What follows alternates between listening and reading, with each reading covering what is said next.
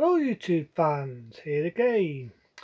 Not done this one, I figured why not? Beats doing horror films and it's a good adventure film. That being King Solomon's Mind. That's right, King Solomon's Mind. Now some people would say this is sort of like your typical Indiana Jones rip-off. And to be honest, they'd be right.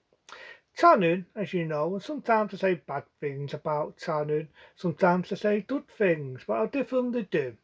They have made some good films. You know, there's some films I do like of Tannen. The Missing in Action films. You remember me reviewing them? And what's my other favourites? Life Force. Granted, I didn't like how they treated John Hooper. That's the only thing I'm saying on that. But I do like Life Force. I remember reviewing this. And this is another one. Now, with the big success of the Indiana Jones films, whether it be Raiders of the Lost Ark and Indiana Jones and the Temple of Doom. The only reason why I say these two because this was one there after Indiana Jones and the Temple of Doom. After the big success with Paramount, Tannen, that being Tannen, started to make their version of Indiana Jones. That's right, with Salome. Now I remember being a Dame called Salome, and I loved the Dame. And I've got to be open and honest here. I've got to be open and honest.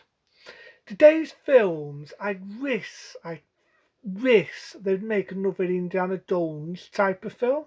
I'm being open here. I wish they make another Indiana Jones type of film. No, no, no, I don't mean Indiana Jones, but something similar. And this is it. This was it. Back in 1985, they did it. King Solomon's Mind.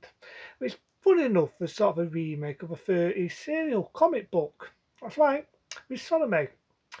And you've got Science Stone, which I always like to call Slapper Stone. And there was a lot of history with Science Stone. You know, there was a lot of people saying she was hard to get along with. Which I've always heard that rumour. I've always heard a lot of rumour of Science Stone. Basic Instincts, Paul Holden had trouble working with her, even though he did have an interlocutor. And another film they had problems with, Deadly Blessings.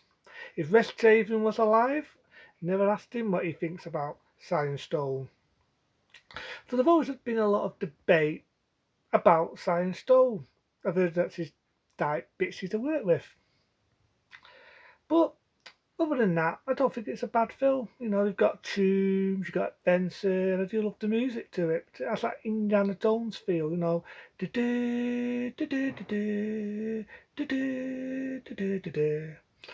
I can't remember the rest of the music, and I'm not going to do it no justice. But I do like King Solomon's Mine. You know, it's an Indiana Jones feel. Some people say it's a rip-off of Raiders, and then some people say it's a rip-off of Temple of Doom. And I do know that Science Stone originally was going to be in Temple of Doom. She never got a role, but she got a role in this. Starts off when a guy gets killed and they kidnap this really, very rich sort of guy. Science Stone sends out an archaeologist to find her dad. And you get that Benson music and more to it. And I love it. I love it. It has that Benson feel. It has it all. You could get one main villain in it, which funny enough appeared in Raiders and also appeared in The Last Crusade. I always find it funny he's in a lot of these Indiana Jones type of rip-offs, and there were back in the early and mid 80s. You had a lot of Indiana Jones rip-offs, and it's like I said, Tom Selleck, who originally was going to play Inda, he appeared in sort of like an Indiana Jones spin-off, and it's sort of sad. I mean, I miss that. I'm a lover of them adventure films. I'm not always into blood. I'm not always into ducks and horror and action as well. Sometimes I'm a sucker for adventure films. These were my DC comic heroes, films like this. But I'm getting on with the film here. So anyway, he's looking for the dad. He's going through jungles and he's going through tombs on the way. He's going for tombs to find him. He meets the main villains to save the day. You know, I love the bit where he's got a bomb and he's going ha and he throws a bomb. It's definitely an indie feel. I love the bit where he's in the airplane and it's fine about. Granted, there are bits where you can see a two-way film and he's on the airplane, and I feel they cheapened it a bit there. But I can see the budget in this. I can see the budget. You got this guy who's like a South African, and he's making that evil laugh. And there's a bit where you've got Science Stone and our mate Solomon. They put him in this big pole and they're going to eat him. get it, they're cannibals and attached to our heroes. They're going to put them in a hot pole anyway, it's hot boiling water.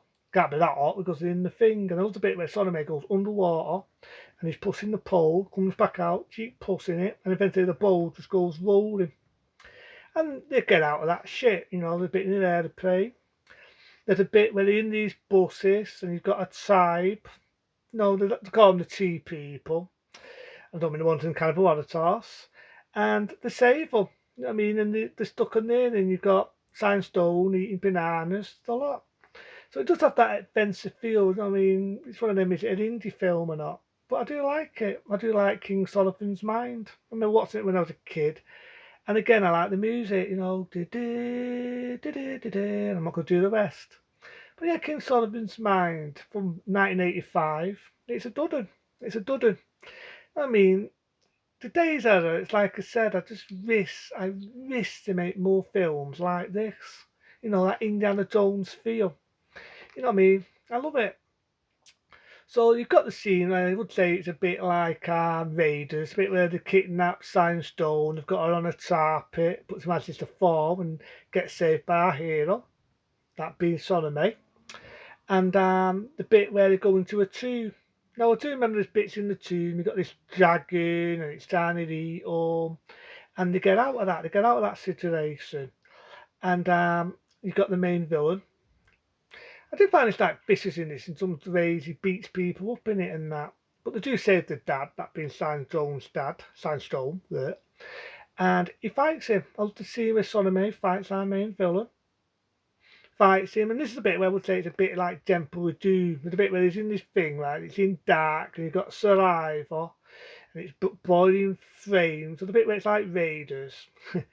And there's a bit where it's like Temple of Doom, rolled into death or rolled into one, you could say. So I like that sort of touch to it. I like it. I like to see where he's fighting and he's basically kicking the shit and they're having an epic fight. And Sonome gets the other hand. And our main villain dies. So it's definitely an expensive feel. I like the tombs in it. He's going in tombs. I like that, you know. It does have that indie feel, so yeah, I do like King Solomon's Mind. Again, done by Tannoon, which, as you know, Tannoon tried to make their own Indiana Jones film, and this one rubs off. Rubs off. It's like I say, I'm a sucker for them adventure films and that adventure feel. So he saves the day, he gets the gold, gets the dirt, that being Sandstone. Happy ending. What can I say? It definitely is a happy ending. And to be honest, even though this was an Indiana Jones rip-off, had to be the best. In my eyes, this had to be the best out of the Indiana Jones rip-offs.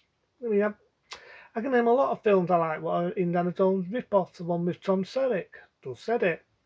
And other ones, you know. I think The Golden Child. But technically, The Golden Child is its own adventure film. So, what points am I going to give King Solomon's Mind? What points? There with it. A 10-star rating. Because I don't see any faults in King Solomon's Mind. It's an adventure. It's the sort of film you don't see anymore. And to be honest, these are my type of get the word right, adventure. These are I meant to say, these are my DC comic films. From 1985, that's King Solomon's Mind. Into then, I'll see you soon.